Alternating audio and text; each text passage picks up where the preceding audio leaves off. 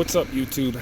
Quick little snippet video for you here referring to the choke circuit modification I did on my 1986 XL600R carburetors.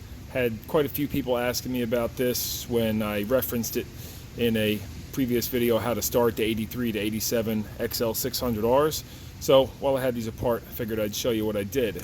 Now, the carburetors sit on the bike like this. So your left side carburetor is the one that contains the choke circuit. That's right here. And I'll show you the jet and the drill bit that I used to drill mine out. I've found that with the stock choke circuit, I always had trouble starting my bike, and if I gave it a shot of ether, it would fire right up. So I said, hey, what if I just end up giving it more fuel? And that really cured the problem. Never had a problem ever since. So in this left carburetor bowl, this hole right here is where the choke circuit starts, and there's no jet in there. It's just free flow right up through here. So with your carburetor sitting with fuel up to here or so, that should be getting plenty of fuel there. Now, it's a good idea to check that no rust or debris has clogged this. I have seen that on a lot of other bikes. Like Kawasaki's will actually have the jet located in here, which is not a good design because you put that small orifice in there and then it's liable to get clogged up. Now that fuel travels up through here into here is the choke circuit jet, and I don't know if this is removable, but when I said I drilled out my jet, this is the one I was referring to. I used a micro drill bit set like this, and this is the drill bit that I used. It measures, I don't know what size drill bit it is number wise, but it measures 36 thousandths of an inch, and that fits in there tight.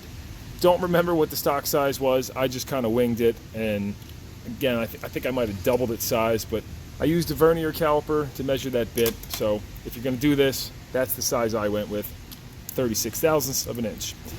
After the fuel passes through that jet, comes up here, and when the choke's open, it can flow into the cylinder through that hole right there. Yeah, so that's pretty simple, but I just wanted to share that in case anybody else wants to do a similar mod. That's what I did, and it works great for me. You can see in these dual carburetors, your left one opens up like that, and then about halfway, the right one will open too. Pretty sweet, but definitely hurts the wrist over time because these things have quite a bit of spring tension to them.